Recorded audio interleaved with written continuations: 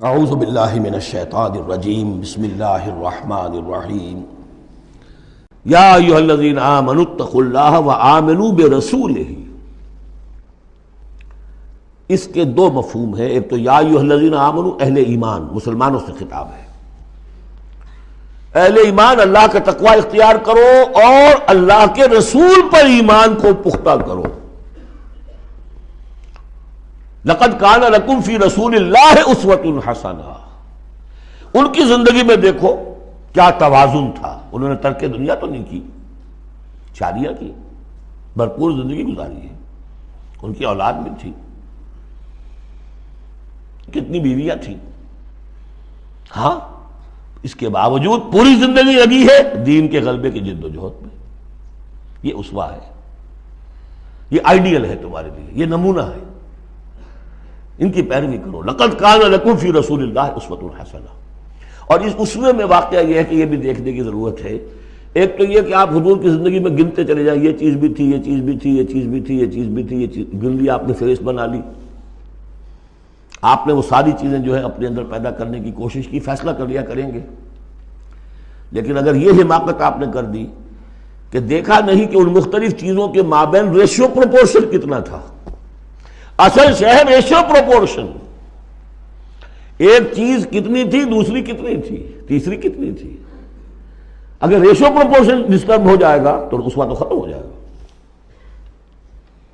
جیسے نسخے کے اندر 4 دوائیں ہیں، ایک تولہ بھر ہے، ایک ماشا بھر ہے، ایک فرض کیجیے چھٹانک بھر ہے، اور آپ نے وہ چھٹانک والے کو تولہ کر دیا، تولے کو چھٹانک کر دیا، تو نسخہ شفا کے بجائے نسخہ ہلاکت بن جائے گا۔ تو محض یہ ثابت کر دینا، یہ ثابت ہے، فلاں حدیث سے ثابت ہے، یہ ایک بات ہے، صحیح ہے، لیکن یہ دیکھیے کہ حضور کا مجموعی جو طرز عمل ہے، آپ کا جو رویہ ہے، زندگی جو آپ نے گزاری ہے، اس میں ٹائم ایلوکیشن کیا تھا، اس میں ریسورسز کی ایلوکیشن کدھر تھی، اس میں اب پرائرٹیز کس کو تھی، کیا چیز جو تھی وہ پرائمری تھی، کیا سیکنڈری تھی۔ اگر یہ چیزیں بھی ملحوظ نہ رکھی گئیں تو اسوہ نہیں رہے گا، وہ کچھ اور بن جائے گا۔ لہذا یہاں زور جو ہے وہ آمنوا برسولہ۔ اور ایک بات یہ ہے کہ یہاں پر اہل کتاب کو بھی خطاب کیا جا رہا ہے کہ ان میں سے بھی جن لوگوں کے دلوں کے اندر ابھی کوئی رمق تھی ایمان کی، سابقہ ایمان کی، ان کو پکار کر کہا جا رہا ہے یا ایھا الذین آمنوا اتقوا اللہ وآمنوا برسولہ۔ اللہ کو تو تم مانتے ہو پہلے سے، اس کا تقوی اختیار کرو۔ اب تمہارے لیے بڑا امتحان یہ کہ اس رسول پر بھی ایمان لاؤ، اور اگر تم اس رسول پر بھی ایمان لاؤ گے یؤتکم کفلین من رحمتہ، تمہیں دوہرا دے گا اپنی رحمت میں سے حصہ۔ اہل کتاب جو ایمان لائے حضور پر، ان کے لیے دوہرا اجر، ہم پڑھ چکے ہیں پہلے، یہ سورہ قصص میں آ چکا ہے۔ وَيَجْعَلْ لَكُمْ نُورًا تَمْشُونَ بِهِ، اب یہ دونوں کو کور کرے گا۔ اگر تم نے رسول پر ایمان پختہ رکھا، اسی لیے جو میں زور دیتا ہوں کہ منہج انقلاب نبوی تلاش کیجئے۔ آپ حضور نے کیسے انقلاب برپا کیا؟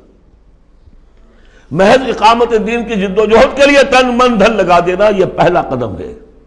اللہ مجھے اور آپ کو توفیق دے کہ ہم اس کا فیصلہ کریں، پھر مرحلہ آئے گا کس طریقے پر کریں۔ وہ منہج اگر انقلاب نبوی کا نہیں ہے، خلاف پیمبر کسے راہ گزید کہ ہرگز بمنزل نہ خواہد رسید۔ اگر پیغمبر کے راستے سے ہٹ کر کوئی راستہ اختیار کیا، کبھی منزل تک نہیں پہنچ سکو گے۔ لہذا آمنوا برسولہ، جتنا یقین ہوگا کہ جائی جاست، آپ کو معلوم ہے جہاں ذرا گمان ہوتا ہے کہ یہاں تیل ہے، کروڑ ہاں ارب ہاں روپیہ جو ہے وہ وہاں پہ ڈرلنگ کے اندر، تلاش کے اندر لگا دیتے ہیں کہ نہیں؟ یقین ہو کہ جائی جاست، اصل شے ہے سیرت محمدی صلی اللہ علیہ وسلم، اصل شے ہے طریق محمدی صلی اللہ علیہ وسلم، منہج و منہاج محمدی صلی اللہ علیہ وسلم۔ وَلِكُلٍّ جَعَلْنَا مِنْكُمْ شِرْعَةً وَمِنْهَاجًا، ہم نے تم میں سے سب کے لیے علیحدہ علیحدہ شریعتیں، علیحدہ علیحدہ منہاج بنائے ہیں۔ منہاج محمدی کیا ہے، اس کو تلاش کرو اور اس کو اختیار کرو۔ یا ایھا الذین آمنوا اتقوا اللہ وآمنوا برسولہ یؤتکم کفلین من رحمتہ ویجعل لکم نورا تمشون بہ ویغفر لکم واللہ غفور رحیم۔ اور بخش دے گا۔ پھر اس راستے پر آدمی چل پڑے، رخ سیدھا کر لے، بحیثیت مجموعی زندگی صحیح رخ پر آ گئی تو خطا تو ہو جائے گی کبھی نہ کبھی، کہیں پاؤں پھسل جاتا ہے آدمی کا، اٹھتا ہے توبہ کرتا ہے۔ انما التوبۃ علی اللہ للذین آمنوا للذین یعملون السوء بجہالۃ ثم یتوبون من قریب واللہ غفور الرحیم، اللہ جو ہے وہ غفور الرحیم ہے۔ تو میں نے جو اس آیت کا مفہوم بیان کیا آپ کے سامنے کہ اس میں خطاب کا رخ جو ہے اہل کتاب کی طرف بھی ہے، اس سے اگلی آیت جو ہے بہت کھل جاتی ہے۔ لئلا یعلم اہل الکتاب الا یقدرون علی شیء من فضل اللہ، جن کے سامنے یہ پہلو نہیں آیا اس آیت میں، انہیں یہاں کہنا پڑا کہ یہاں اللہ میں لا زائد ہے، مراد لکے لا یعلم۔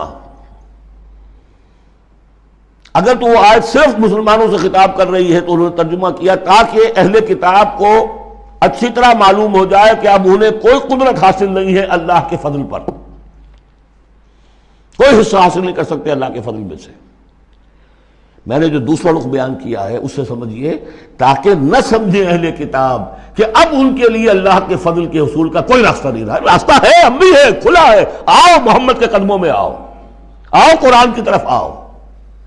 جیسے سورہ بنی اسرائیل میں ہم نے پڑھا تھا عسیٰ ربکم ان یرحمکم وان عدتم عدنا وجعلنا جہنم للکافرین حصیرا، اب بھی تمہارا رب تم پر رحمت کرنے کے لیے تیار ہے۔ تم تھے لاڈلے تھے، اس میں کوئی شک نہیں، اب تم راضِ درگاہ ہو گئے ہو اپنے طرز عمل کی وجہ سے، اپنے کردار کی وجہ سے، لیکن اب بھی تمہارا رب تم پر رحمت فرمانے کے لیے آمادہ ہے۔ عسیٰ ربکم ان یرحمکم وان عدتم عدنا، اور اگلی آیت کیا ہے؟ ان ھذا القرآن یہدی للتی ہی اقوم، رحمت خداوندی کا شاہ درا اب یہ قرآن ہے، یہاں سے داخل ہو۔ یہاں بھی وہی فرمایا جا رہا ہے اب بھی فضل کا راستہ کھلا ہے تمہارے لیے، اللہ کا فضل جو ہے ابھی کھلا ہے، آؤ لئلا یعلم اہل الکتاب، تاکہ نہ یہ سمجھیں اہل کتاب اللہ یقدرون علی شیء من فضل اللہ، کہ اب تو فضل اللہ کے فضل میں سے ان کے لیے کچھ بھی حاصل کرنا ممکن نہیں۔ وَأَنَّ الْفَضْلَ بِيَدِ اللَّهِ يُؤْتِيهِ مَن يَشَاءُ، فضل اللہ کے ہاتھ میں ہے، وہ جس کو چاہتا ہے دیتا ہے، وَاللَّهُ ذُو الْفَضْلِ الْعَظِيمِ، اور اللہ بہت بڑے فضل والا ہے۔